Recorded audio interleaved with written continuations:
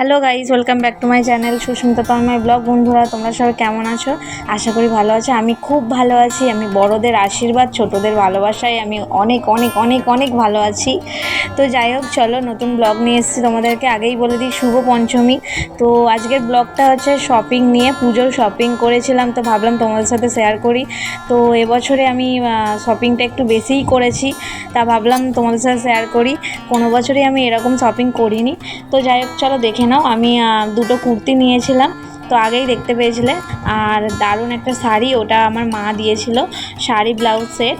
আর এই ব্লাউজটা হচ্ছে আমার বড়বাবু দিয়েছিল। বড়বাবু দুটো কুর্তি প্লাস এই ব্লাউজটাও দিয়েছে। আর আমি আমার বড়বাবুর জন্য এই পাঞ্জাবিটা নিয়েছিলাম, আর এই শার্টটা নিয়েছি, ওর সাথে জিন্সের প্যান্ট একটা নিয়েছি।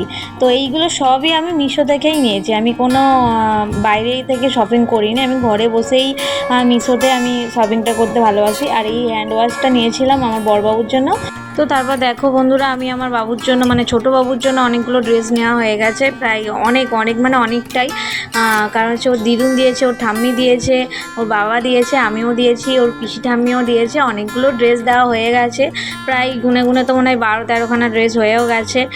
আর তো তারপরে আমি আমার বাবুর জন্য একটা অনলাইনে আবার একটা জুতো নিয়ে নিয়েছিলাম। ওর 3খানা জুতো আছে, তবুও আর একটা নিয়েছি লাইটওয়ালা বুট, এখন যে চলছে, বাচ্চারা খুবই পছন্দ করে। আর আমার হাতে যে হিলতলা জুতোটা দেখছো, এটা আমার মা দিয়েছিল পুজোতে।